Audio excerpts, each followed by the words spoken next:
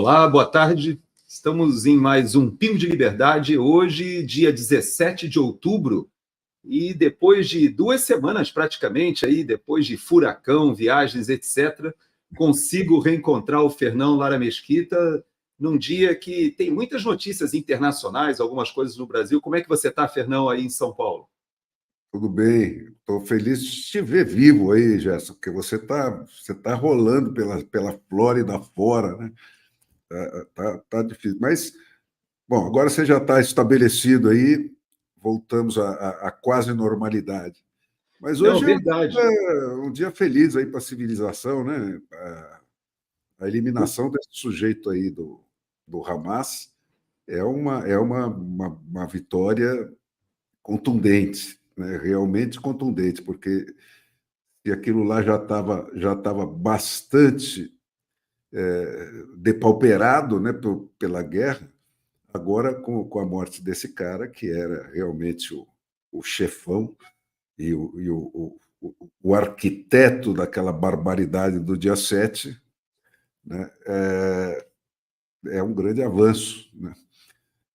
E você aí que é um estudioso da geopolítica, né, isso aí vai ter implicações, né? Vai ter implicações, mas você sabe que eu estou vendo aqui na tua timeline, você colocando, né, que, de certa maneira, foi uma operação que não encontrou reféns. Eu já li duas versões diferentes dessa operação. Uma diz que, na verdade, o Sinwar ele estava se deslocando e acabou sendo fortuitamente, quase por Atingido, né? acaso, É. ele encontra uma patrulha e essa patrulha acaba tendo reforço de um blindado que eles foram encurralados em um prédio e com disparos dos carros blindados, dos tanques, né, como o civil chama, que é o carro de combate que opera ali com o exército de Israel, eles foram alvejados ali, ele e mais dois terroristas. A importância, assim, enorme, né, que o Sinwar tem, é porque, primeiro, que ele assumiu, né, ele passou a ser o líder máximo do Hamas com a morte do líder político, né, aquele que foi morto lá na capital, em Teherã, logo depois de ter ali uma confraternização com o nosso vice-presidente, né, com o É, Michel. aquele estava mais nesse campo da política, tal. Esse aí tá mais com a mão no sangue, né? Esse aí é um É, cara que é um arquiteto de estratégias e de ataques e de um radicalismo feroz, né? e você sabe que tem umas histórias curiosas que muita gente, quando foi anunciada a morte dele hoje, teve jornais que estavam duvidando. Mas no caso específico dele, não tem como errar, porque existe no banco de dados de Israel, existe o DNA dele, É, porque ele ficou preso durante vários anos e durante o período dele na prisão, uma coisa curiosa é que ele foi diagnosticado com um câncer no cérebro, um tumor no cérebro. E ele foi operado, ele submeteu a cirurgia, ou seja, ele acabou se beneficiando do próprio sistema sofisticado e avançado de Israel. Ele se tratou, foi curado e depois acaba sendo trocado, foi feita uma troca de prisioneiros, reféns, etc. Ele aí é liberado e passa a liderar não somente as ações militares dentro da faixa de Gaza, mas também a estratégia de treinamento e importação de armamento com o Irã. Porque é interessante porque ele é sunita, né? E, como sabemos, os iranianos são xiitas. Então, tanto o Hezbollah do Líbano, quanto as milícias que estão no Iraque, quanto as milícias na Síria, quanto até os Houthis no Iêmen, todos são xiitas. O único grupo terrorista que é sunita e é bancado pelo Irã é justamente o Hamas, pela característica que ele tem justamente de causar esse atrito junto à autoridade palestina, porque a autoridade palestina, que herdou, né, o movimento do Yasser Arafat, eles tinham a tendência de fazer uma negociação de coexistência ali com o governo de Israel e até caminhar para uma situação de dois estados. Mas o Mudou Hamas... bastante essa coisa, né? Foi aquele momento em que o Egito fez o acordo de paz e tudo. A Jordânia também, exato. Mas sabe que o Hamas, ele nunca aceitou. Então, o Hamas acabou se transformando numa grande ferramenta para o Irã para essa instabilidade, porque para o Hamas não interessava esse acordo da autoridade palestina, que era feita ali na Cisjordânia. Então, ele acabou tendo uma eleição em que o Hamas ganha da autoridade palestina dentro da faixa de Gaza, acho que foi em 2006. E aí toma conta na porrada. E de lá para cá, meu amigo, foi todo o dinheiro que foi colocado dentro da faixa de Gaza foi para construir os túneis, armar, fazer toda aquela indústria bélica. E, como você falou, ele era um estrategista tão respeitado que, depois que passar essa fase, parte do serviço de inteligência de Israel vai ser chamado à Knesset e ao parlamento para se explicar, porque o dia 7 de outubro, ele, de certa maneira, ele conseguiu ludibriar o serviço de inteligência de Israel, porque ele fez aquele grande ataque utilizando parapentes, patrulhas simultaneamente cruzaram 7 pontos, inclusive pelo mar também, invadindo ali a costa. Ou seja, foi uma operação muito grande e que o serviço de inteligência meio que comeu mosca ali, né? E é atribuído a ele o êxito dessa operação midiática, né? Porque eles filmaram, colocaram nas redes sociais. Então, é alguém que era muito respeitado. E tudo isso, hoje, cada vez é mais claro, né? Foi arquitetado por ele, aí é o dado, vamos dizer, estratégico, né? Porque estava na bica de acontecer a adesão da Arábia Saudita ao Acordo de Abraão, né, que ia mudar totalmente o panorama lá do Oriente Médio, porque toda a população árabe ascendente que já evoluiu e já está há várias gerações com gente estudando no Ocidente e tudo, né, ia aderir, né, em detrimento dos palestinos, porque a verdade é que nenhum árabe quer os palestinos no seu território, né? Então, ali, apesar de não estar atendida a exigência de um segundo Estado, a Arábia estava disposta a essa adesão, e esse ataque foi precipitado para abortar isso e reinstalar o ódio, né, no ambiente. E agora, pô, mas você vê, quer dizer, o Netanyahu, cara, se recuperou, né, desse revés aí do serviço de inteligência que ameaçava. Ele já estava numa descendência política, né? Muito contestado lá dentro e tal. E ainda com esse episódio, ele não sobreviveria, mas ele partiu decididamente para essa coisa. Quer dizer, e aí me ocorre, o Gerson, que porque é muito claro que o Netanyahu não vai embarcar, ele indiretamente sempre menciona isso, naquele erro americano no Vietnã, né, de entrar numa guerra para não perder e não para ganhar, né? E isso resulta num processo de desgaste até que você perde a guerra, né, como os americanos perderam. E me ocorreu isso, quer dizer, a última vez que teve um ganha ou ganha, né, como esse que Israel vive desde sempre, né, foi na Segunda Guerra Mundial, né? Porque os Estados Unidos, com o Vietnã e as outras paradas em que ele entrou, o território deles, né, e a incolumidade deles estava garantida, né? Eles estavam lutando uma coisa com uma perspectiva de futuro. Mas ali, na Segunda Guerra, era o Hitler, se não fosse detido o Hitler, ele ia invadir todas as capitais da Europa Ocidental e entrar dentro da casa das pessoas. E essa é a situação de Israel. Então, ali não tem essa nuance, tá certo? É ganhar ou ganhar. Não tem, é sobrevivência mesmo. É sobrevivência, quer dizer, então, ou você ganha ou você morre, né? E isso está agora muito configurado lá com com esse, quer dizer, venceu a perspectiva que o Netanyahu sempre defendeu de que a solução tinha que ser militar. Então, ele partiu mesmo para a porrada decididamente, né? E está infligindo, pô, matou todos os chefes do Hezbollah, do Hamas, né? Aquilo tá, essas organizações estão destroçadas.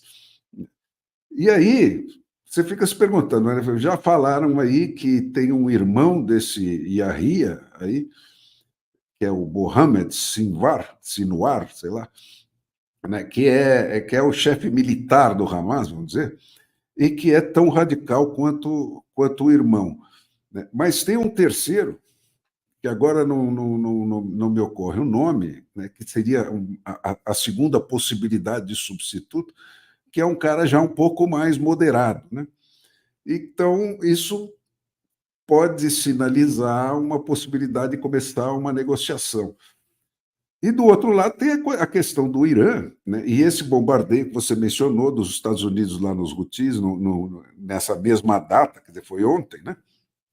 Com esses aviões B-2, que é a arma mais avançada tecnológica deles, são aqueles aviões invisíveis, né? E que jogaram bombas muito especiais também para destruir os arsenais enterrados a grande profundidade dos Houthis, né? Para sinalizar para o Irã, né, que eles têm armas e bombas capazes de destruir mesmo aquelas instalações atômicas dos iranianos que estão enterradas muito fundo lá. Então, ó, abram o olho. E eu lembro também, né, que o Netanyahu, depois dos bombardeios do Irã lá em Israel, né, ele mencionou algumas vezes que a retaliação, a resposta seria cirúrgica, né, e que essa resposta poderia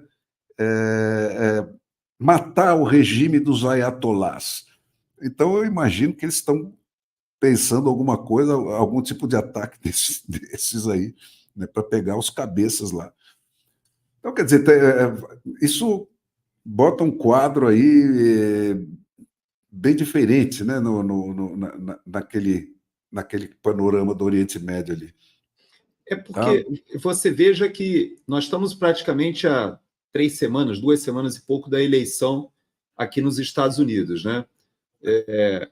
Então, o momento é um momento muito delicado, porque a eleição, normalmente o americano, ele não se preocupa muito com a política externa militar, embora a gente saiba que, com exceção do Donald Trump, todos os presidentes desde a virada do século para cá, e até um pouco antes, eles escalaram algum conflito internacional no seu primeiro mandato e isso ajudou a reeleição. Isso faz parte quase que de uma tradição aqui nos Estados Unidos, porque o povo, de modo geral, não gosta de trocar o comandante em chefe durante uma operação militar. Isso meio que faz sentido, né? Tem até uma certa lógica.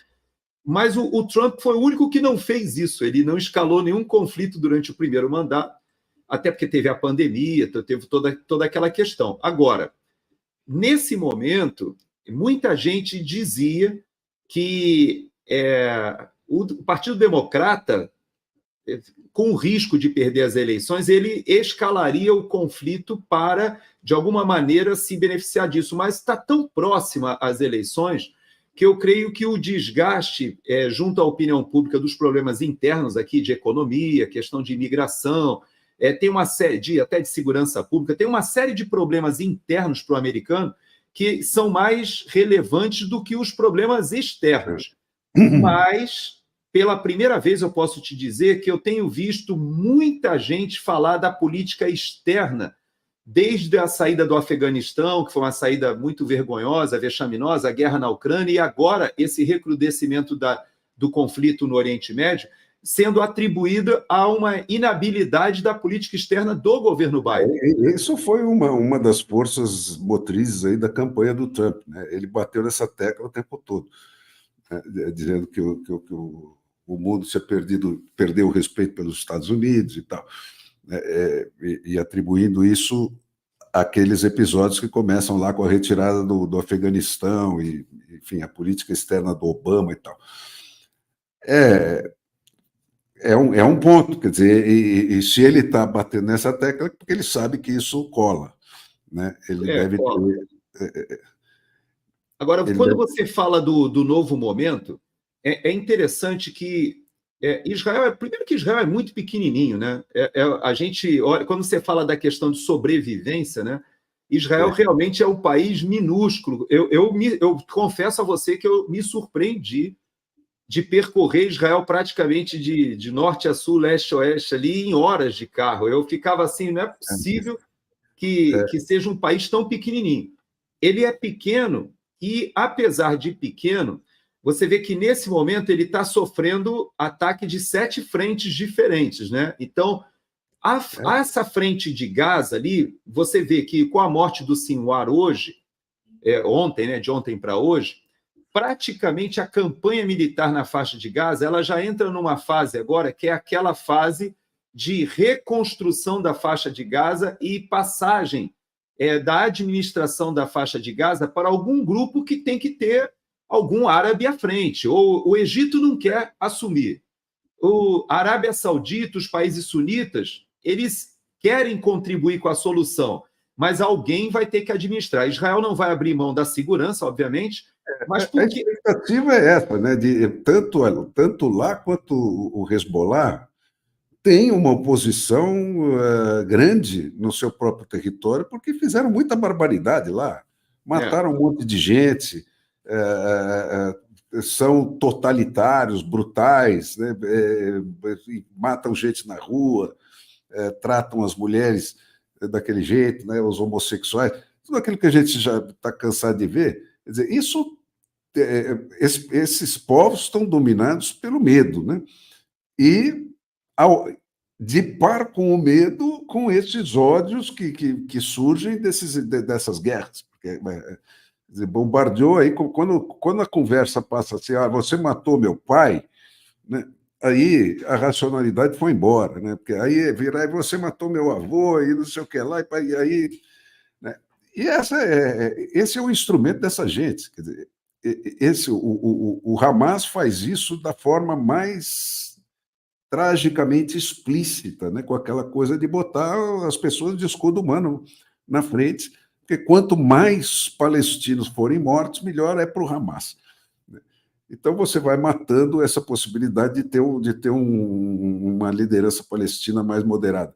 Mas deve existir isso lá, né? Como existe toda aquela população de Gaza que trabalha em Israel e que, enfim, enxerga uma possibilidade que não seja aquele munducão em que eles vivem.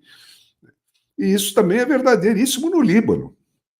O Líbano foi destruído por essa turma do Hezbollah.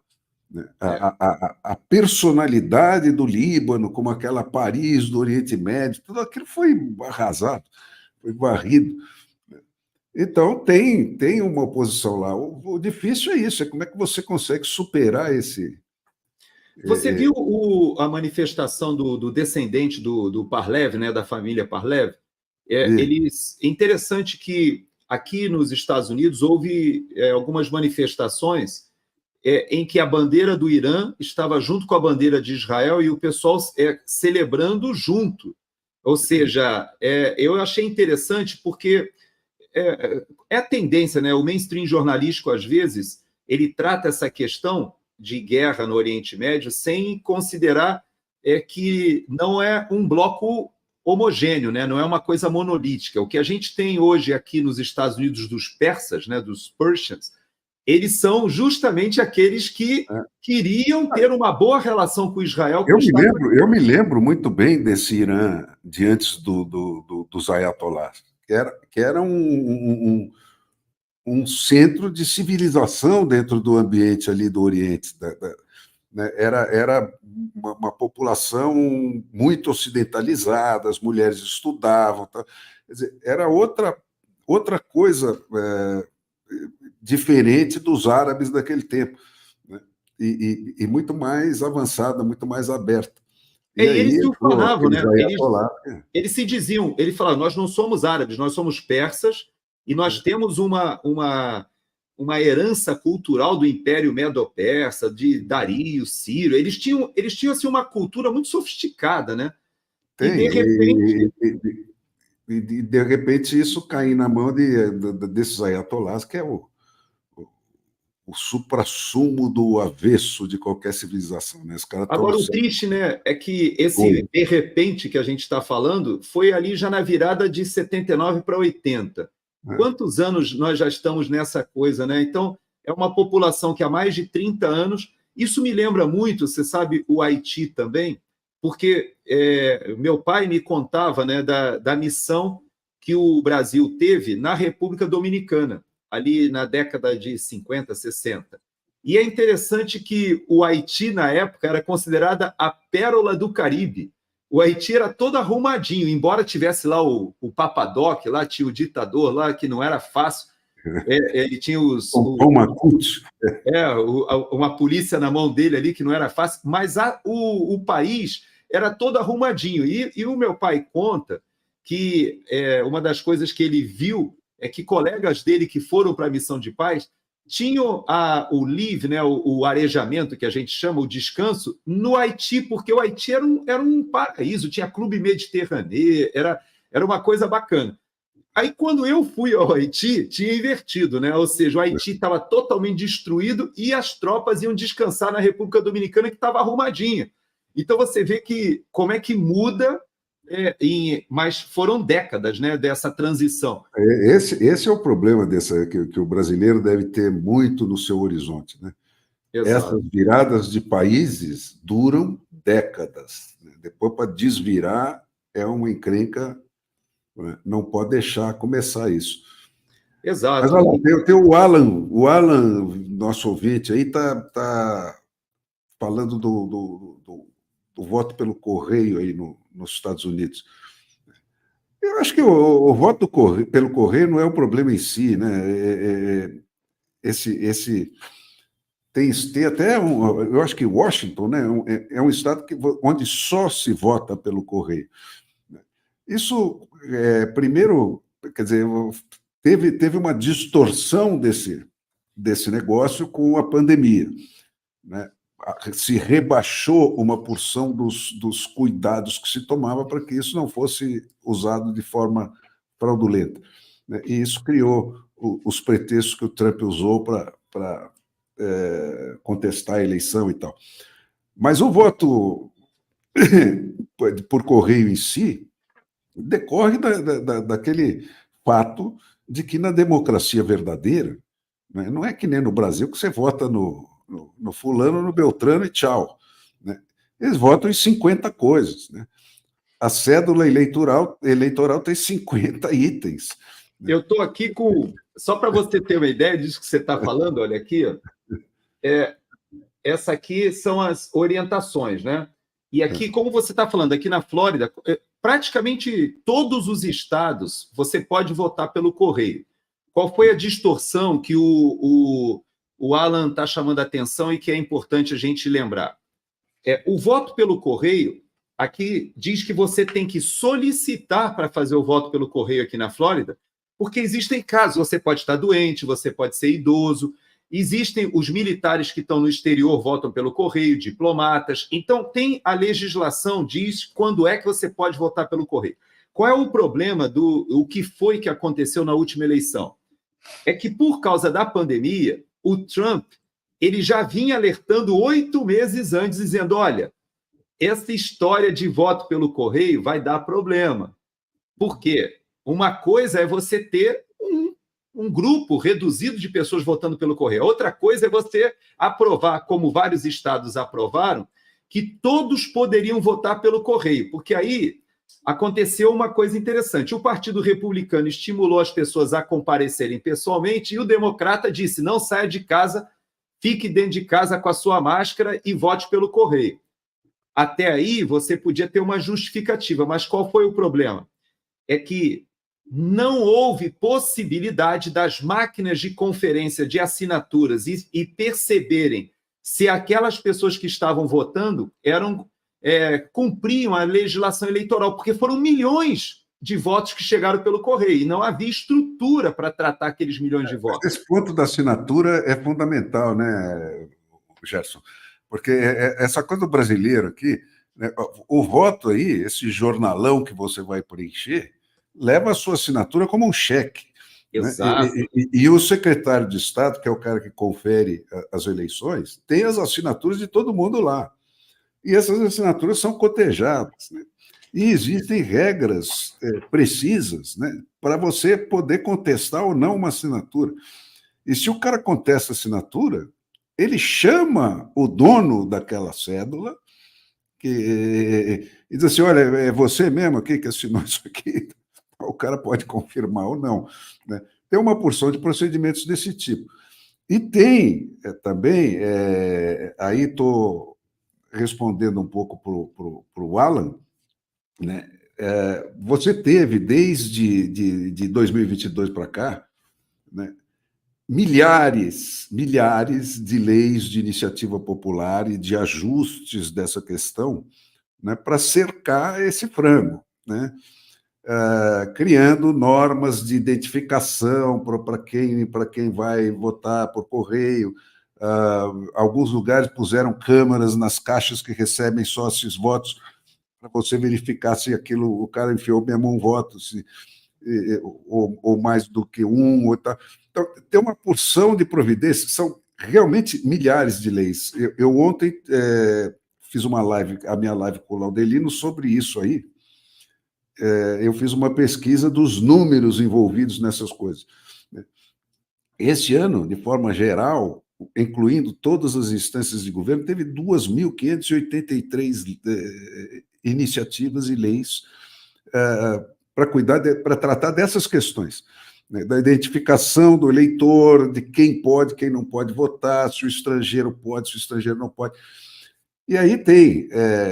a verdade está sempre no meio, né? Tem essa história de que os democratas estão usando a imigração para isso, né, para inflar os eleitorados dos swing states, né, aqueles estados que mudam frequentemente de republicano para democrata ou vice-versa, né, que são os que decidem as eleições. Porque a maioria dos estados são muito estáveis nessa opção, né, por um ou por outro lado. Então, esses que mudam são os que... E aí, dentro das legislações estaduais, né, é que se abrem brechas para estrangeiro votar ou não votar, né? Para não cidadãos votarem ou não votarem. Então, tem um monte de iniciativas, né, de alcance estadual e de alcance municipal, porque lá nos Estados Unidos, cada pedacinho do país resolve o seu jeito de votar, né? Para tratar de cercar essa hipótese aí. Então, eu acho que dificilmente isso vai produzir uma distorção maior. Embora o Elon Musk, por exemplo, diga que essa pode ser a última eleição americana, se não tratarem isso com seriedade e tal, porque... Porque aqui acontece muito parecido com o Brasil em questão da militância, né? Eu acompanhei isso na última eleição. Nesses swing states, o que aconteceu? Você teve uma quantidade gigantesca de militantes do Partido Democrata que saíram dos outros estados, que já eram estados, como você diz, consolidados, e foram trabalhar nesses estados, nos swing states, voluntariamente ou recebendo alguma coisa para isso, mas muitos voluntários até. E eles foram fazer o quê, basicamente? Eles foram coletar os votos das pessoas em casa. Isso é proibido, mas como tinha a pandemia, eles diziam que eles estavam coletando os votos das pessoas e levavam para depositar. Só que, além disso ser proibido, eles também registravam esses votos num endereço que, às vezes, era um endereço comercial. Então, você tinha 1.000, 2.000, 4.000 votos com o mesmo endereço. Isso é proibido. Então, teve uma série de coisas que aconteceram, de pessoas que estavam já mortas ou se mudaram para outros estados, que votaram, mas isso é residual. O que realmente fez diferença foi esse grupo gigantesco de pessoas que foram buscar os votos. E o detalhe, as máquinas que são de leitoras eletrônicas, elas não tinham capacidade de saber se aquele voto era realmente da pessoa e se essa pessoa estava registrada ou não para votar. Então, o grande problema que foi corrigido, como você falou, teve muita legislação agora para corrigir isso, a maioria dos estados percebeu que houve esse tipo de questão, e como você disse, o americano ele é muito sério, é muito cioso na forma como a eleição acontece em cada um dos estados. Então, o pessoal trabalhou, e eu acredito, como você, que aquilo que a gente viu durante a pandemia não vai acontecer esse ano. Tem muito mais fiscalização, tem muito mais... Essa é a beleza da democracia, né? É que ela não tem compromisso com o erro. Quer dizer, quando é o cidadão que decide as coisas, né, ele não tem sacanagem ali, né? Não dá para você coordenar 300 milhões de pessoas para fazer isso ou aquilo, né? E como você pode fazer dentro de um ambiente fechadinho, de um congresso, de uma coisa assim, ainda mais um que tenha todos os funis que tem no Congresso brasileiro.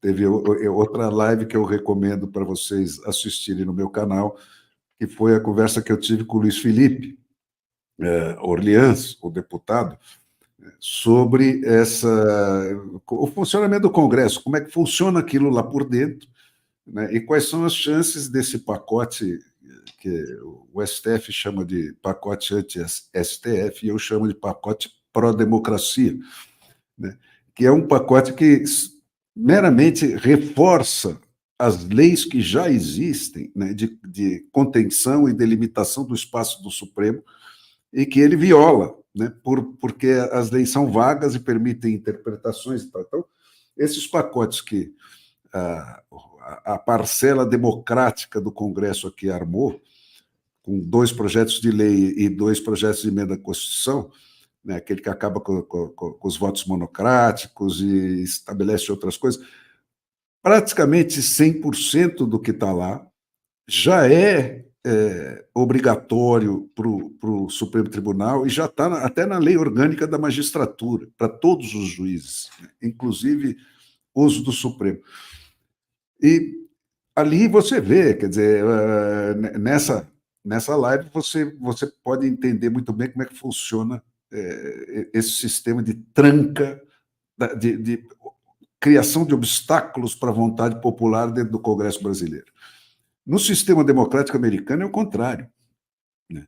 Você tem agora nessa eleição, só em matéria de leis de iniciativa popular ou referendos, né, que vão modificar constituições estaduais, 160 itens, né, que incluem leis dispondo sobre Código Penal, né, que pena aplicar para quem trafica criança para objetivo sexual.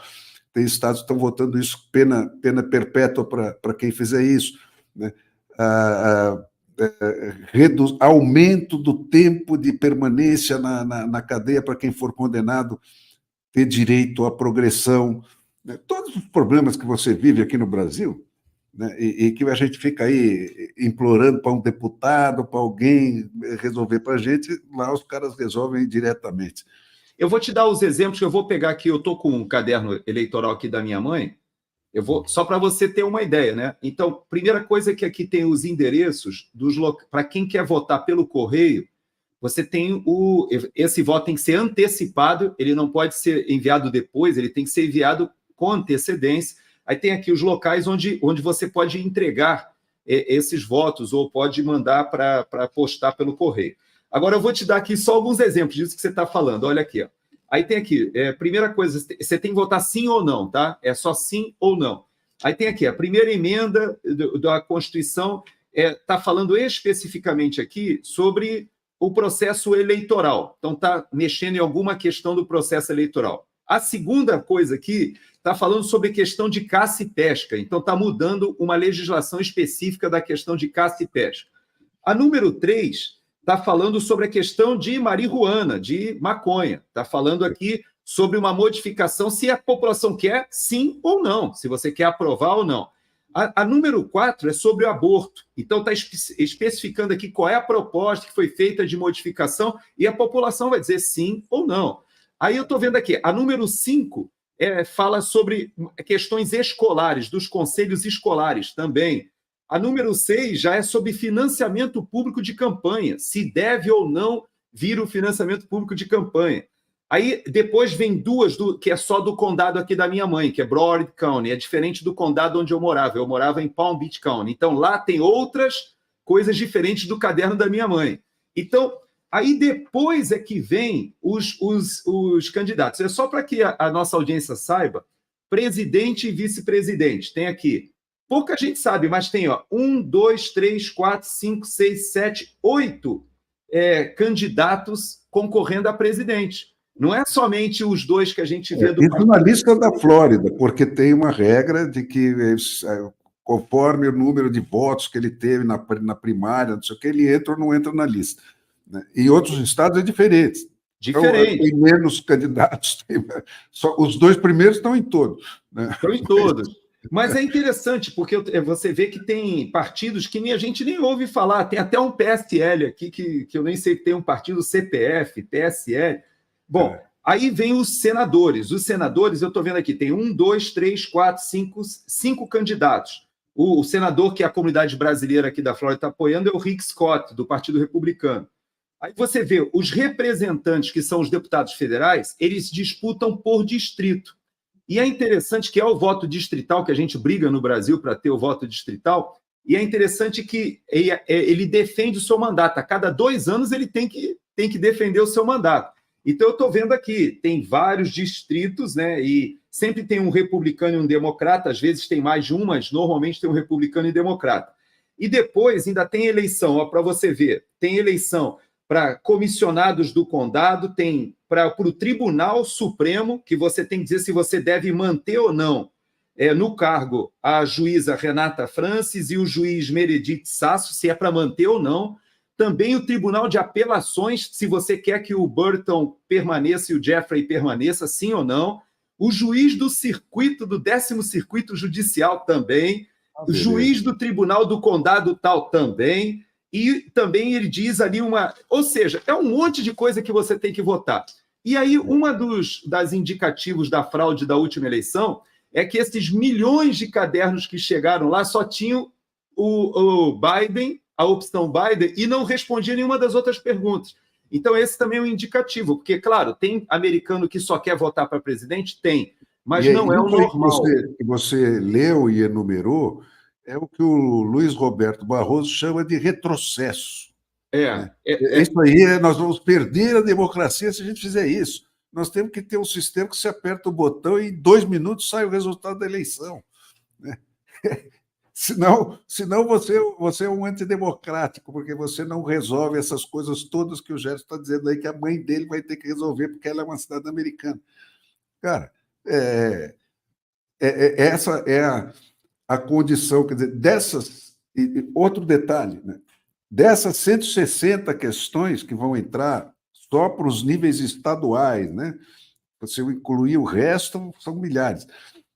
Só de alterações de constituições estaduais, são 160 que foram aprovadas para essa eleição, 53 são de iniciativa popular. Quer dizer, o manezinho da esquina teve uma ideia, botou no papel, saiu colhendo assinaturas, e se ele conseguiu aquele número de assinaturas que a lei manda, né, ele emplaca a lei dele para ir para a cédula para o resto do eleitorado dizer se gosta daquilo ou não e se aprova ou não.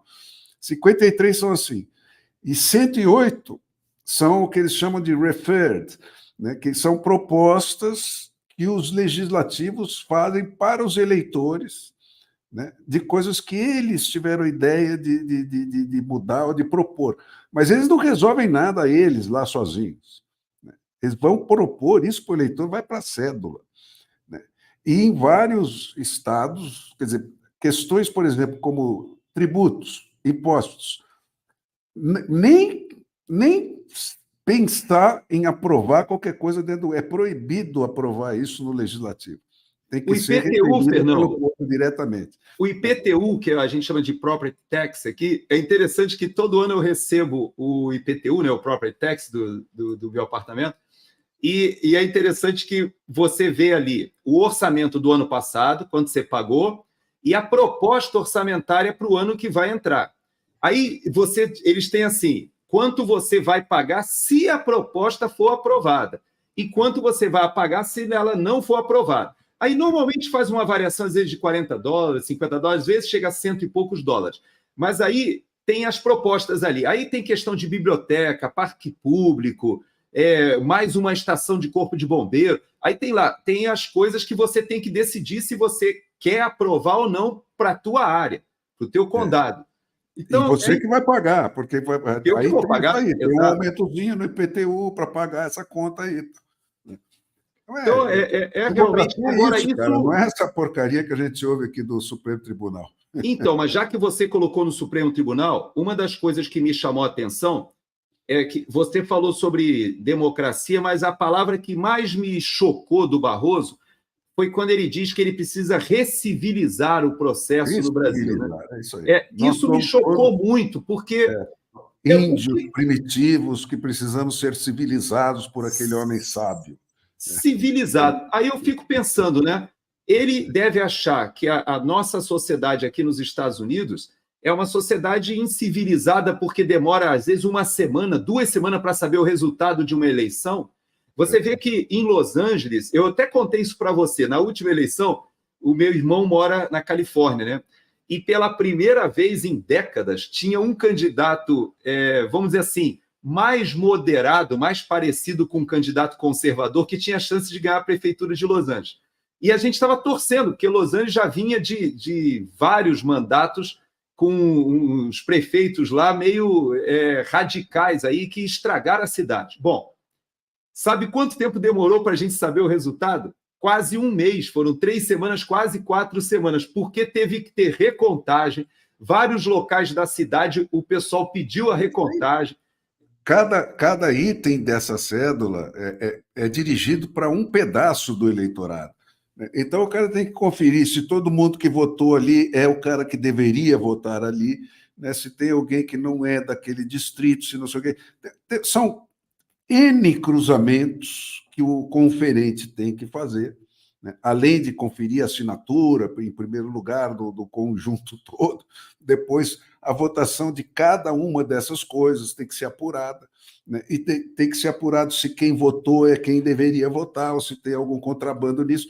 Tem um monte de coisas que precisa ser considerada ali, né, para você ter uma democracia onde o povo realmente manda na coisa. Senão, você vê isso que é o Brasil.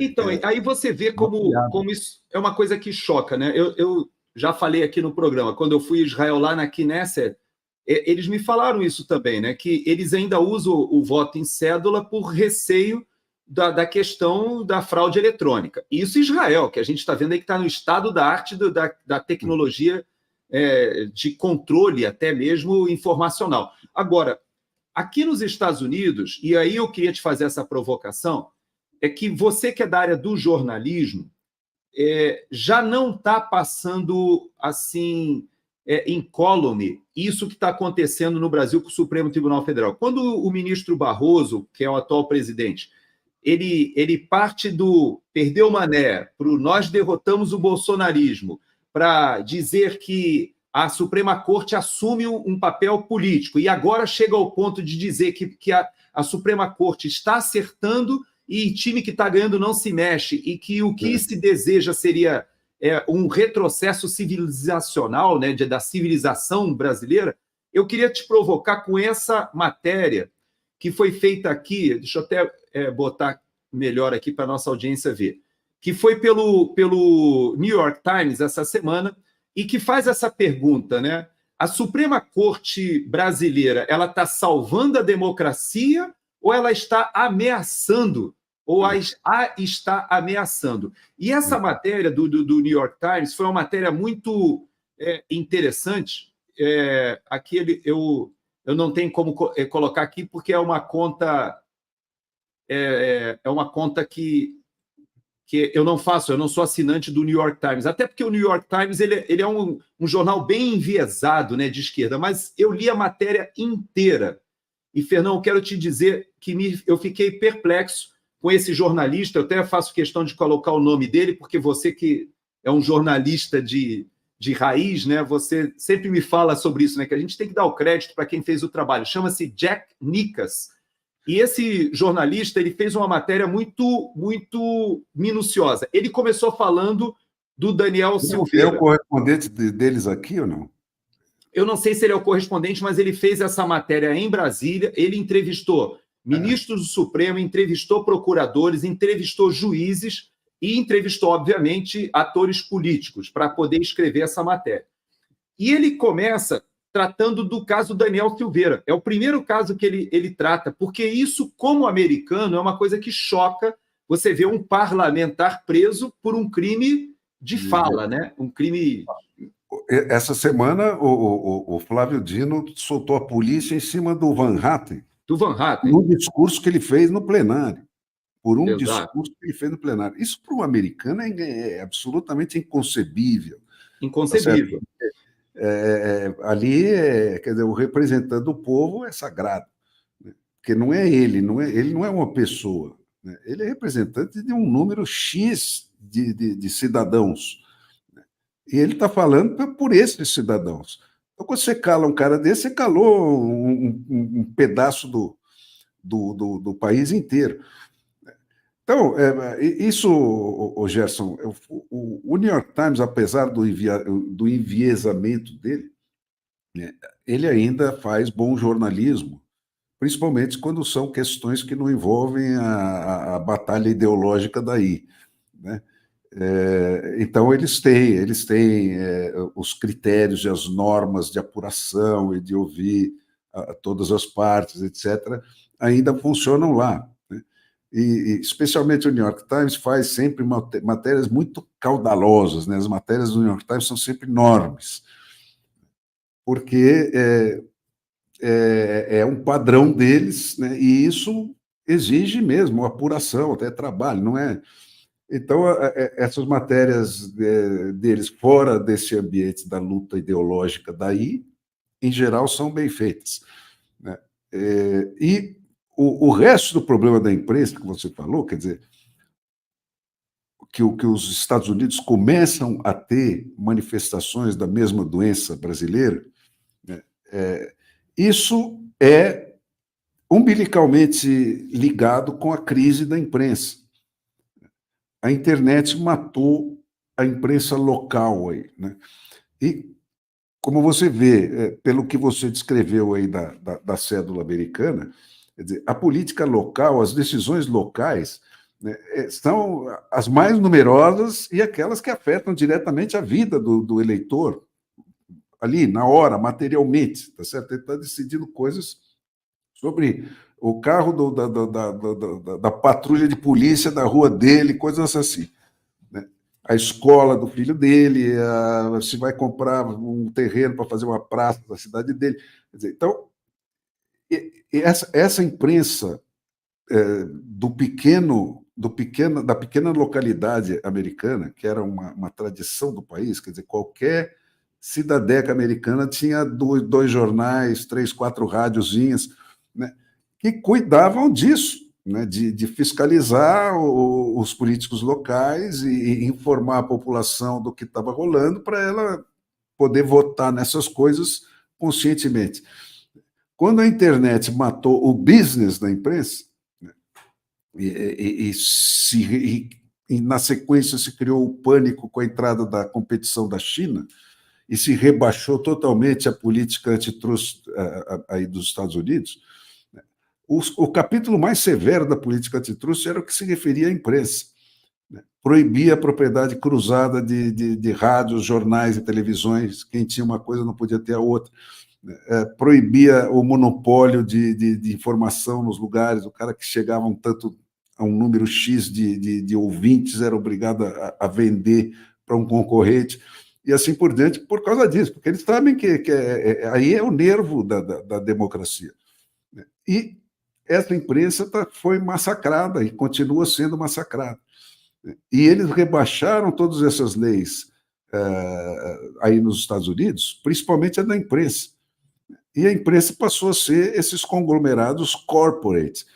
Então, tem um bilionário que tem 400 rádios, 250 jornais e o diabo. E isso começa aquele massacre de canais, né? Cada jornalista é reproduzido em 50 canais para ganhar custo.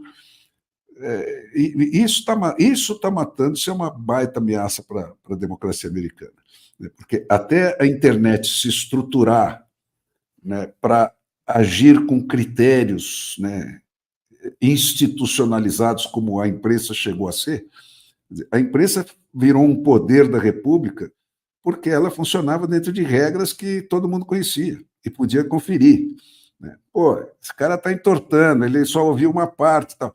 Isso tudo o povo sabia fiscalizar, né? A internet virou uma zona. Então, esse ato aí é que está permitindo essa ameaça à democracia americana. Mas você vê que é tudo uma questão de adaptação, né? A gente vê a própria sociedade se ajustando e se adaptando e criando os mecanismos de defesa. Agora, você veja que eu queria resgatar essa reportagem, porque eu li a reportagem inteira. É uma reportagem gigantesca.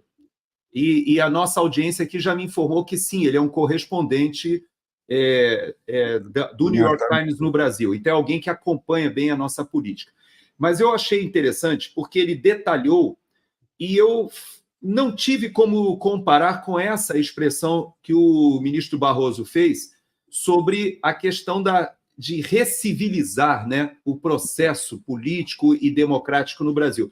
Porque ele coloca ali na matéria dele algumas questões muito importantes. Por exemplo, ele cita os inquéritos que estão sendo conduzidos, inquéritos secretos.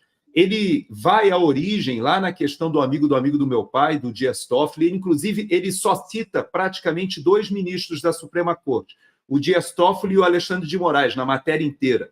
E ele especifica bem que o Alexandre de Moraes, de fato, ele trabalha ao arrepio da Constituição e da lei, mas ele faz a ressalva de que ele conta com o respaldo dos seus pares. E aí é que entra uma provocação que eu vejo que ele deixa implícita na matéria, muito bem redigida, que é a seguinte: o que seria, então, esse Supremo Tribunal Federal que o ministro Barroso entende que deve ser...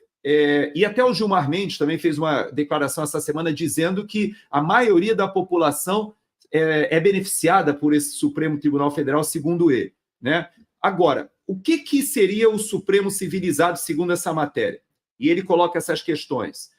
Ministros da Suprema Corte, por exemplo, se confraternizando com empresários. Eu pego essa foto que eu estou colocando para você, fala sobre a promiscuidade com o governo, porque veja aqui, ó, o Enio Viterbo, ele diz assim, ó: eu fico aqui dia sim, dia também, dizendo que alguns ministros do STF têm uma relação muito próxima com o governo Lula.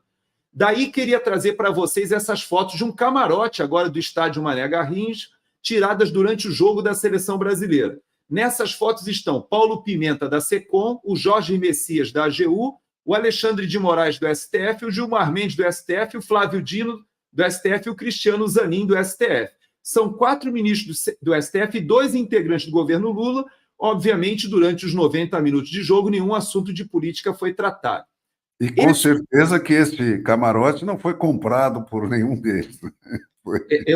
Também. E aí você coloca uma questão que é fundamental e que nessa matéria ele deixa implícita, que é o seguinte: essa promiscuidade entre empresários que pagam eventos como esse na Itália, que novamente nós temos ministros do Supremo, e que é um evento que é falado em português, que é promovido por um grupo que tem ações na Suprema Corte tramitando, e o pior, que tem parentes de ministros da Suprema Corte que estão nos escritórios fazendo a defesa dessas mesmas causas. Isso parece tão óbvio que... O decano do Supremo Tribunal Federal declara que ele vive de patrocínio. De patrocínio. De patrocínio. Eu vivo de patrocínio. E esses caras estão circulando pelo mundo, em hotéis de altíssima categoria, com tudo pago, com as suas mulheres, com o diabo, para fazer essas palestras para gente como o Joesley, tá certo? Que é um cara que acabou de ganhar uma central elétrica na Amazônia do Lula, que mudou a lei para que eles não tivessem que pagar a dívida do negócio que eles compraram. Né? Pagaram 50 contos por uma central elétrica que tinha uma dívida de não sei quantos bilhões. É sexo explícito, cara. Isso aí já virou. Né? Todos eles vivem nesses troços. E as mulheres deles, quase todas, né, se não as mulheres, as filhas, ou os irmãos, ou os primos, né, têm escritórios de advocacia que patrocinam causas que eles vão julgar. Quer dizer, isso aí é bater em cego, né? Então, mas você vê aqui uma comparação que eu acho que vale a pena a gente assim provocar até a nossa audiência com essa comparação. Aconteceu isso no Chile essa semana, deixa eu ver se eu consigo colocar um pouco maior aqui para o pessoal poder enxergar. Uma ministra do STF do Chile, foi na semana passada isso, Ângela Vivanco, é destituída do cargo pela própria corte por unanimidade após escândalo de corrupção. Ela também enfrenta um processo de impeachment no Congresso chileno que pode deixá-la fora de cargos públicos por 5 anos. Eu vou pegar só um pedacinho aqui da matéria para a gente ouvir. Chile, um escândalo de corrupção derrubou uma ministra da Suprema Corte na última quinta. A magistrada é alvo de investigação no chamado Caso Áudios, que investiga crimes de tráfico de influência envolvendo o tribunal. Ângela Vivanco Martínez deixou a Suprema Corte chilena nesta semana. 6 anos e 2 meses depois de entrar no cargo, a ministra foi destituída por um grave escândalo de corrupção no país. O caso é descrito como o mais grave desde a redemocratização do Chile em 1990. A magistrada de 61 anos entrou no centro das discussões envolvendo o advogado Luiz Hermosilla, assessor do ex-presidente Sebastián Piñera, um nome conhecido entre a elite do país, que está preso desde agosto, acusado de suborno, tráfico de influência e lavagem de dinheiro. Reportagens da imprensa chilena mostraram trocas de mensagens. Eu vou até interromper aqui, mas é só para um exemplo, né? Isso está na minha timeline lá, depois se alguém quiser dar uma olhada, mas é uma provocação que a gente faz. Você sempre elogia muito o Chile, né? E eu também, eu tenho uma visão do Chile de que eles estão assim meio que 2 décadas na nossa frente em um aspecto, que é a capacidade de ter saído do período militar, do Pinochet, e ter feito a alternância de poder por 2 ou 3 vezes entre direita, centro-esquerda, centro-direita, e a sociedade ser uma sociedade que goza, né, do melhor sistema na verdade, eles já entraram no regime militar muito mais adiantados do que nós é verdade. Em matéria de comportamento institucional. É um país pequenininho também, né, Fernão? Também mais na frente, né? É um país pequenininho, é uma linguicinha ali, a verdade, entre a cordilheira ali e o Oceano Pacífico. Eu não sei dizer, porque eu não conheço suficientemente a história do Chile para dizer onde é que está essa diferença, qual foi o fator ali, né? Porque na Argentina você tem um livro que é muito, que chama Facundo ou Civilização e Barbárie, né? Que é um livro que qualquer brasileiro precisava ler também, porque explica muito do Brasil, que copiou tudo que tinha de pior na Argentina. Mas, enfim, no Chile eu não sei dizer qual foi o fator diferenciador, mas eles sempre foram diferentes, muito mais civilizados institucionalmente do que o resto da América Latina toda. Com poucas exceções, talvez, aí da Costa Rica, uma coisa assim que também tem que se distingue. O resto, cara, é de Brasil para pior. E o Brasil, quer dizer, o Brasil teve esse fenômeno sinistro que é o Lula, né? O Lula sempre viveu do dinheiro, para o dinheiro e pelo dinheiro. Todo o poder que o Lula teve na vida foi comprado com dinheiro. Então, esse troço dele agora, que virou uma coisa patológica, né, de que o gasto, né, o gasto é um investimento, não é gasto. Na cabeça dele, Isso é quase obrigatório como conclusão de vida dele, porque ele é um caso indiscutível de sucesso, né? Corrompendo o país inteiro, né? Destroçando tudo que o país podia ter de defesa imunológica, como educação, como, né? E comprando poder, sempre, né? E agora, né, ele mostra assim, um enfado com o Brasil, né? O Brasil não é mais desafio nenhum para ele, nem aquele frisson daquela adrenalina que ele tinha de ser pego na mentira. Ele falava, eu mentia na cara e todo mundo batia palma. Tá? Tem várias gravações dele falando isso que a gente vê, né? E agora qualquer barbaridade que ele falar é tragada com casca e tudo. Então não tem mais emoção para ele no Brasil. Então, o negócio dele agora é ir para o exterior. Ele tentou lá virar estadista, se estrumbicou todo aí com a história da Ucrânia e com a da Venezuela e tal. E agora, então, ele se conformou em ser o barão da Latinoamérica do imperador chinês. É esse o processo do Lula. E isso é um perigo para o Brasil, porque o parâmetro da China, cara, o totalitarismo assessorado pela informática é um troço terrível, terrível. Pode durar, cara, não tem fim, né? Então nós precisamos reagir a isso que está acontecendo aqui no Brasil, né, com a força suficiente de quem entende qual é o futuro imediato. É você cair nesse buraco que não tem volta.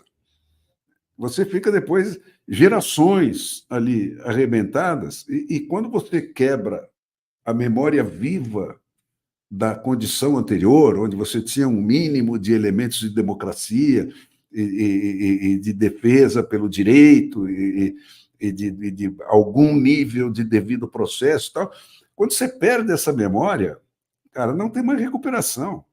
E isso é assim, ó. É uma geração que vira, vai embora, né? E outra que entra, 10 anos. Né? Da molecada que hoje está com 10, 15 anos, daqui 10 anos esses caras estão aí, eles só vão se lembrar dessa merda que está hoje aqui. Não vão ter outro parâmetro. Né? E é por isso que eu creio que o nosso papel, essa é, vamos dizer assim, é a parte virtuosa das redes sociais, que nos dá a possibilidade da gente discutir, debater, fora até do controle social que é feito muitas e muitas vezes pela imprensa também. Agora, eu vou até trazer para a gente um assunto que nós entrevistamos aqui, eu sei que ele é seu amigo, o Marco Sintra. Ele gravou um videozinho essa semana nas redes sociais, não sei se você viu, eu botei até na minha timeline, porque eu achei muito corajoso da parte dele, da forma como ele colocou. Mas isso me lembrou uma experiência que eu tive com a minha esposa. A minha esposa ela foi executiva de um grande laboratório farmacêutico no Brasil, e ela era do setor de procurement, compras, né? da gerência ela era gerente de compras da América Latina. Então, ela tinha que bater metas, etc. Tal. E uma das partes que ela contratava eram exatamente aqueles eventos que a indústria farmacêutica faz e leva os médicos para esses eventos para fazer a divulgação de uma pesquisa científica, tal, etc., que, na verdade, é uma forma de convencer o médico a utilizar aquele tipo, ou de receitar aquele medicamento. Bom, quando ela me mostrava e quando ela falava para mim, Gerson, ela me chama, né, amor, olha só para onde eu estou levando os médicos aqui. Aí era tudo assim, né, para locais na Bahia, aqueles resorts bacanas, alguns até fora do país, República Dominicana, etc. Este tipo de evento que a indústria farmacêutica faz para mostrar uma pesquisa científica, e que, na verdade, é uma forma de você levar o médico com tudo pago, hospedagem, etc., para um turismo. Olha o que o Marco Sintra fala da nossa Suprema Corte, que é muito importante a gente entender isso que ele está colocando. Olha só, eu vou colocar para a gente aqui.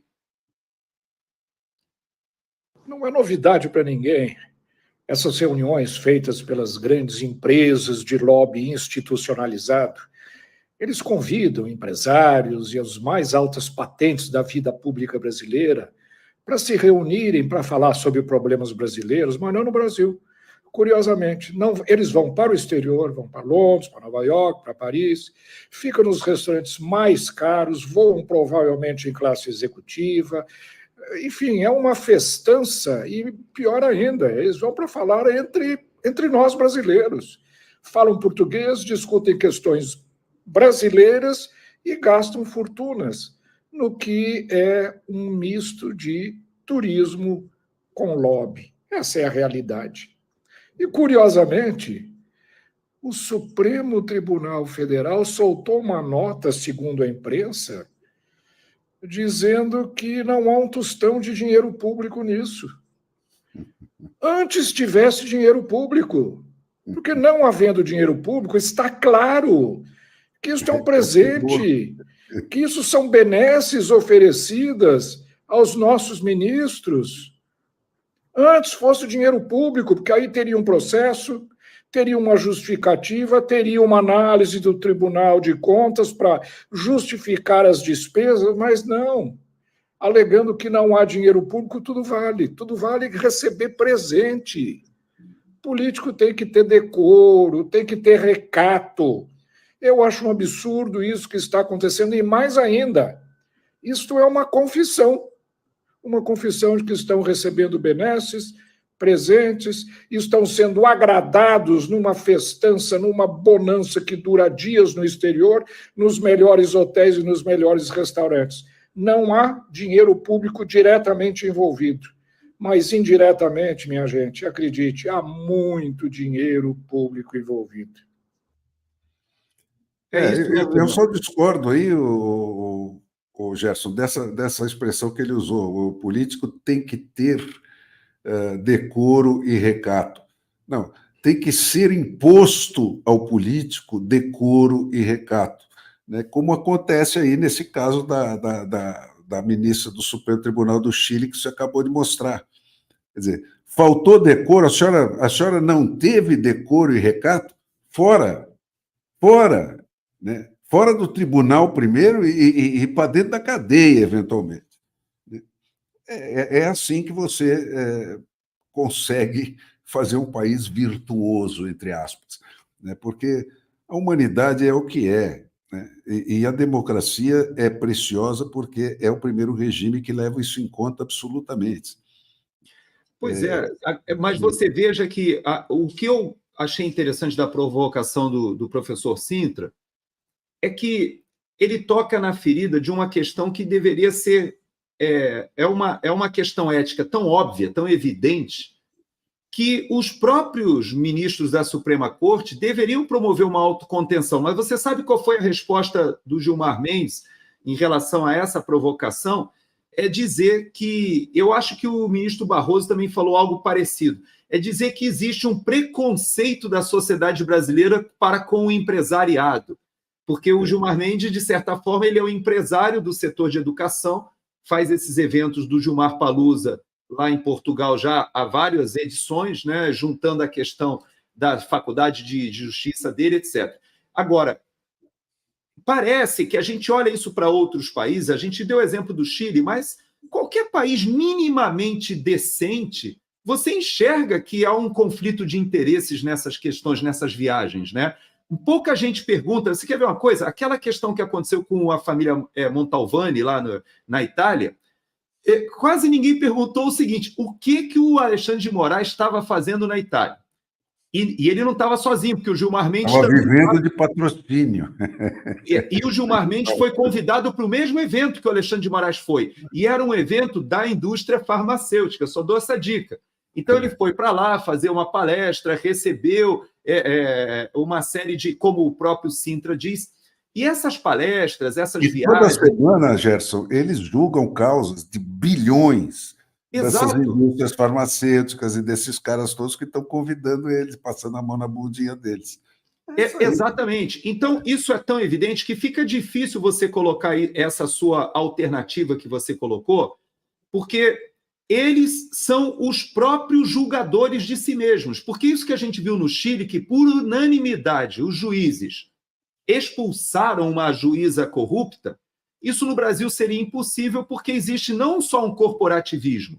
Isso aí, Gerson, é como eu digo sempre, é uma cadeia de sentimentos, né, que começa com a primeira peça, que é dar ao eleitor, primeiro, a identificação do seu representante, pessoal e intransferível, né? E esse cara passa a ser dono do mandato desse sujeito. Se você plantar essa peça, todo o resto acontece, entendeu? Porque se o seu representante perdoar um juiz desse, você tira o mandato dele. Então, ele não perdoa.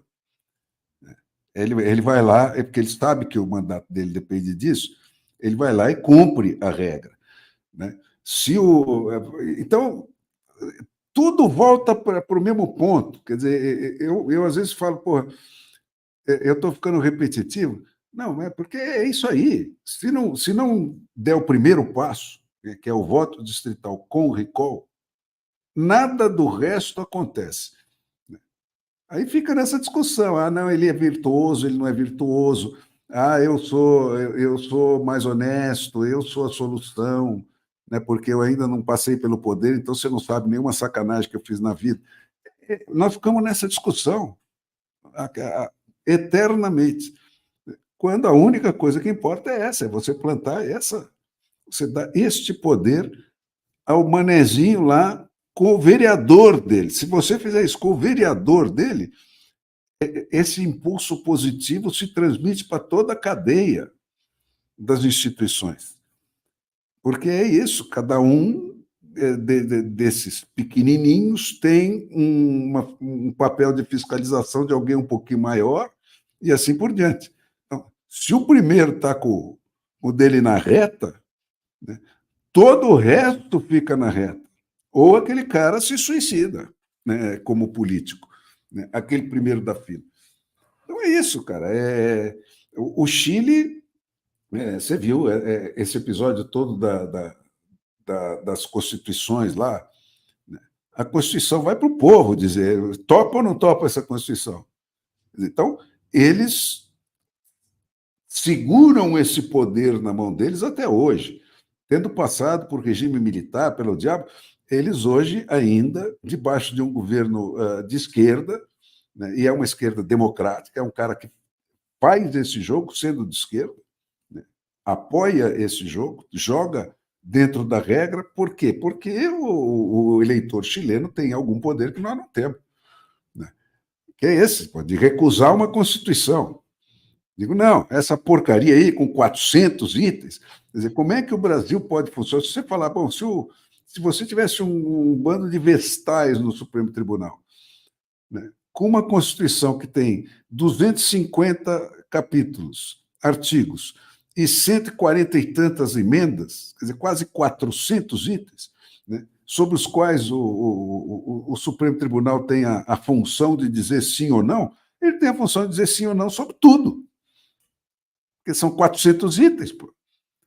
Então, não adianta ficar discutindo esse tipo de firula, nós temos que voltar lá para trás. Quer dizer, a lei tem que ser feita pelo cidadão. Né? O cidadão tem que ter o poder de aceitar ou não aceitar a lei. Né? Com referendo, com recall, com iniciativa de lei, com tudo isso que os americanos e os suíços já conhecem e praticam há 100 e tantos anos. Né? Se não for assim, né, você vai ter variações de grau na forma como você é explorado, mas você vai ser explorado sempre. Você nunca vai virar um cidadão suíço que tem uma renda anual 50 vezes maior que a sua, o mais pobrinho deles. Ou um americano que também é a mesma coisa. Então, no mais, cara, não me interessa. Mas se cada um dos brasileiros tivesse uma renda 50 vezes maior do que ele tem hoje, né, fica muito mais confortável de você ser para um lado ou para o outro, não me interessa. Né? Agora, isso você só conquista assim, cara, né, ganhando a alforria da sua escravidão para com esses caras hoje, que podem fazer o que quiser com você e você não pode fazer nada com ele. a gente sabe, né? Você até tirei isso do seu próprio X, do seu próprio Twitter, né? Quando você faz essa provocação, né? O número de pessoas com foro privilegiado nos Estados Unidos 0, na Alemanha 1, no Chile 0, a gente está falando do Chile aqui agora, e no Brasil 58.660 pessoas têm esse foro. E o detalhe é que esse assunto, inclusive esse tema, passou no Senado Federal e está parado lá na Câmara dos Deputados, na gaveta do Arthur Lira. E é difícil a gente tratar desses temas sem ficar um pouco irritado, mas eu volto à questão até desse momento que a gente está vivendo e que você faz várias vezes você faz essa provocação de como que a gente sai, né, dessa sinuca de bico, né, e você leva a comparação com a questão eleitoral, né, que é realmente a reforma política ou a maneira da gente eleger os nossos representantes do Brasil precisa ser mexida. É a chave de tudo, é a chave de tudo. É o primeiro passo para tudo. Eu vou até colocar aqui um aspecto que também nos provoca, porque, de certa maneira, a gente está vivendo um momento que estão interligados. Eu quero só terminar o programa, já estamos chegando no finalzinho, com esses duas, pedir até o seu comentário. O primeiro desse, ele foi eu não sei se você acompanhou, uma fala do procurador-geral, eu creio, lá da Venezuela, que ele fez uma provocação ao Lula muito contundente. E o PT acabou... o PT foi ao México naquele evento que o Lula ficou lá 5 horas dando volta na capital para gastar o combustível, que ele resolveu trocar do avião, mas pouca gente prestou atenção de que houve um evento do Foro de São Paulo e do Grupo de Puebla, né, juntos ali no México, em que o PT ele referendou o resultado do Nicolás Maduro. O PT oficialmente reconheceu, né, ao arrepio ou contra a vontade da maioria. Mas eu vou pegar só essa fala aqui bem... E eu até coloquei aqui, eu botei o seguinte, que na corda bamba, né, Maduro manda duro recado para Lula, advertindo do perigo de abandonar um velho cúmplice. O Tarek, que é esse procurador aí, insinua que o Luiz Inácio foi preso e condenado por corrupção, foi solto e reconduzido à presidência mediante um acordo com aval do governo Biden. As peças se encaixam. Eu vou deixar ele falando, que dá para entender o que ele está falando bem aqui. Espera aí. Para mí Lula fue captado. Lula fue captado en prisión. Esa es mi teoría. Él no es el mismo que fue el fundador del PT. Lula no es el mismo el que fundó y arengó a los movimientos obreros de Brasil, al que se lanzó varias veces al presidente y no triunfó.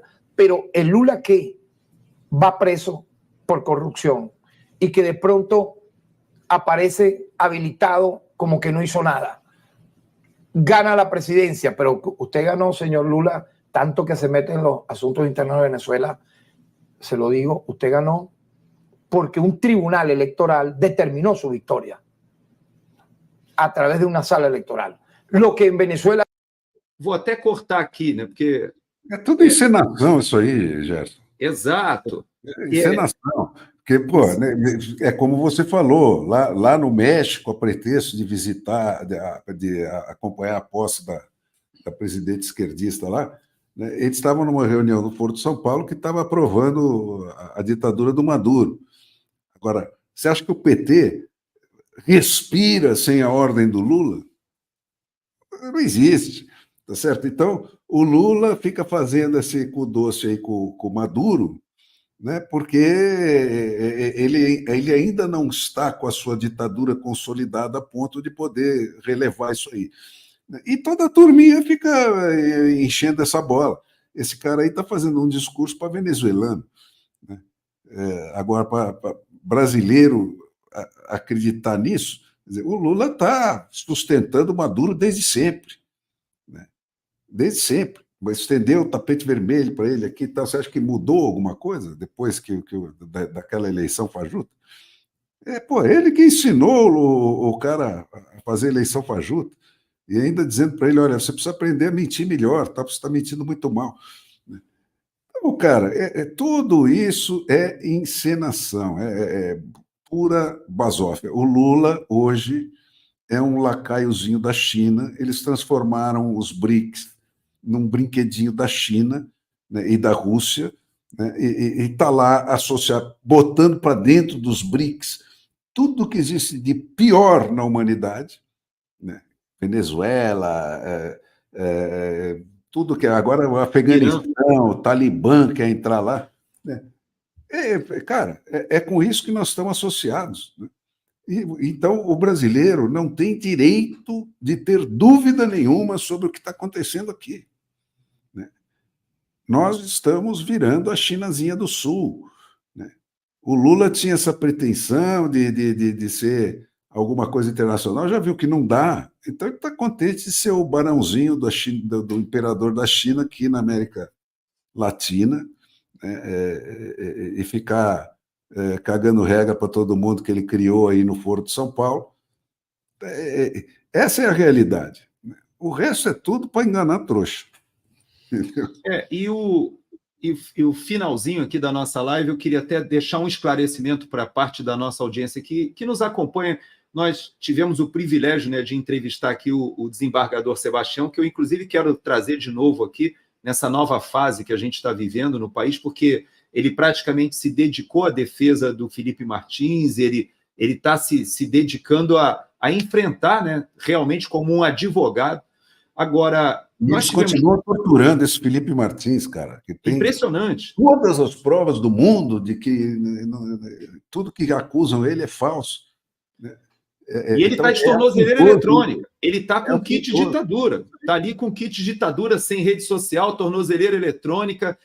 Aquele kit de ditadura que foi imposto ali aos 2.000 presos políticos que nós temos no Brasil hoje, todo mundo, vale para todo mundo, deputado estadual, vereador, para todo mundo. Agora, eu vou colocar aqui, até para esclarecer a nossa audiência, porque o Alexandre de Moraes ele fez...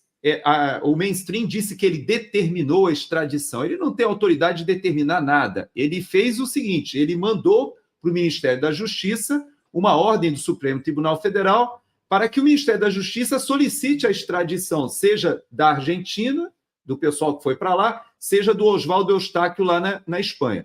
E eu coloquei essa explicação que eu faço questão de falar para a nossa audiência aqui, para que o pessoal veja um vídeo que o Ezequiel Silveira, que nós já entrevistamos aqui, junto com a Carolina Siebra, com a Gabriela Ritter, nós já tivemos oportunidade de dar voz para a Asfave aqui no nosso programa, mas o Ezequiel ele explica uma coisa muito importante. Primeira, que não existe na legislação argentina a possibilidade de alguém ser extraditado quando essa pessoa pediu o asilo político e esse asilo ainda não foi tramitado. Então, significa o seguinte, lá está especificando o seguinte, se chegar o pedido de extradição do Alexandre de Moraes lá na Argentina, esse pedido fica aguardando que o pedido de asilo político seja julgado. Bom, o que acontece lá na Argentina hoje?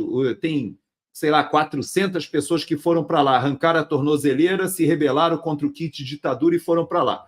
Todos que entraram com o pedido de asilo político, essas pessoas estão na fase que é a fase de análise inicial. Eu não creio que ninguém ainda conseguiu o asilo completo, que você ganha, inclusive, passaporte argentino, etc. Está todo mundo na fase inicial. E nessa fase, qualquer pedido de extradição, a lei argentina diz que não é sequer considerado. Agora... Gerson, isso aí, se o mundo ainda tiver salvação, né, essa iniciativa do Alexandre de Moraes vai resultar em eles receberem um carimbo oficial de ditadores, né, porque nem o regime espanhol, nem o regime argentino vão extraditar caras que estão lá pedindo asilo pelas razões que a gente conhece, né, porque participaram lá daquele 8 de janeiro, porque escreviam num blog ou qualquer coisa assim. Se extraditar algum desses caras, é porque o mundo não tem mais conserto. Então, eu acho que eles vão sair disso aí com diploma de ditadores só, né? Porque quando reconhecerem que esses caras são perseguidos políticos, né, você está definindo internacionalmente que o regime brasileiro é uma ditadura. E a própria Interpol já respondeu também a uma solicitação do Alexandre de Moraes, que ele também manda o Ministério da Justiça colocar o nome dessas pessoas, né, na lista da Interpol, e a Interpol já explicou que perseguidos e presos políticos ou perseguidos políticos não integram o rol daqueles crimes que podem ser passivos da lista da Interpol. E na Argentina, eu ia concluir o raciocínio, na Argentina, mesmo depois, quando os pedidos de extradição forem julgados, a legislação da Argentina e do tratado que tem com o Brasil não contempla extradição por crime político. Ou seja, não existe essa possibilidade. Nenhum país faz isso, só o Lula faz isso, né, que entrega fugitivo os cubanos, cubano, né? Tal, né? Só bandido faz isso. Só país bandido faz isso. Mas é isso. Bom, Fernão, a gente está chegando no finalzinho. Eu queria pedir para você, da nossa audiência, que divulgue a entrevista que o Fernão fez com o Luiz Felipe de Orleans e Bragança. Foi uma conversa muito boa. Eu sei que o Laudelino está editando alguns cortes para colocar, e eu creio que... E por coincidência, viu, Fernão?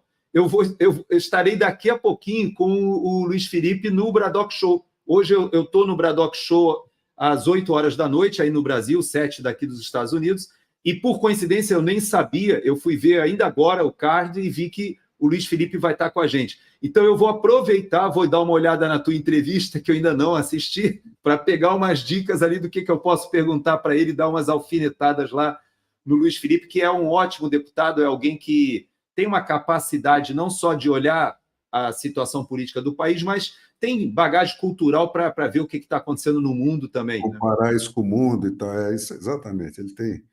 Ele tem essa perspectiva que falta muito para o resto daquela galera do Congresso Nacional, né? De saber como é que é o mundo civilizado para poder ter um parâmetro. Porque aqui no Brasil, como eu digo, eu passei 30 anos dentro de uma redação, né, onde ninguém sabia como era uma cédula americana. Não é só que tinha esquerdistas lá conspirando, também tinha um ou outro disso, mas a maioria, né, não sabe, porque nós nascemos censurados, somos censurados há várias gerações, e nós teríamos que inventar a democracia americana de novo para saber como ela funcionava, porque aqui nunca foi mostrado nada, né? Então, e o Luiz Felipe tem essa perspectiva. Então, o ponto de partida da crítica dele é outro em relação àquela galera do Congresso que, na média, é muito fraca, né? É isso aí, Fernão. Uma vez mais, muito obrigado pelo papo. Hoje eu estou aqui na casa da minha mãe. Você sabe que eu estou meio nômade, né? Eu estou numa fase de transição aqui, mudando de casa, mudando de cidade. Mas nessa transição aqui, cada semana eu estou num lugar diferente. Então, essa semana eu estou aqui... Já teve esse benefício de você exibir aí o que é a eleição aí. Pois é, então hoje eu cheguei aqui, encontrei o caderno aqui de eleição da minha mãe, e no caso, ela não vai votar pelo correio, ela vai fazer a eleição. E é bacana, viu, Fernão, porque tem uma outra senhora brasileira que foi minha professora de escola dominical na igreja. Ela tem 86 anos e ela não enxerga mais. Dona Ivone Santiago, é um doce de senhora. E ela me manda os vídeos e tal, pergunta, ela é muito, muito ligada, é daquelas tias do Zap, né? E do WhatsApp. E ela, é interessante que no ano passado, da última eleição, há 2 anos atrás, eu me lembro que minha mãe foi para a casa dela para elas lerem o caderno, para juntas tomarem a decisão do que votar. Ou seja, é um engajamento de cidadania que eu queria muito que o ministro Barroso entendesse que recivilizar o Brasil talvez seja vir nessa direção e não naquele imagino. Então, eu sugiro que você repita essa exibição aí no seu programa agora no Braddock, porque isso é o que falta para o brasileiro, entendeu? E nada tem mais força do que o exemplo vivo. Olha aqui como é que é. Tal. É muito melhor do que um discurso teórico apenas. Então, isso tem uma força fulminante. Use e abuse disso agora nessa eleição americana para mostrar para os brasileiros como é que isso acontece aí na real. entendeu? Com a sua mãe, com a senhorinha cega, sabe? Isso tem uma força gigantesca. Isso aí, Fernão. Obrigado uma vez mais. E para você que puder nos assistir e nos prestigiar, daqui a pouquinho eu estou no Braddock Show, amanhã estou no Mundial Telenotícias. Aliás, minto, amanhã não estou no Mundial Telenotícias, só segunda-feira, porque eu fiz o Mundial ontem, essa semana. Amanhã eu estou no Texas, semana que vem eu te conto, Fernão. Estou indo para um evento no Texas no sábado, bem interessante, sobre tecnologia de blockchain, que é outra coisa que eu tenho estudado bastante. Semana que vem eu te conto. Até semana que vem, se Deus quiser, quinta-feira, em mais um Pingo de Liberdade. Isso aí, até mais.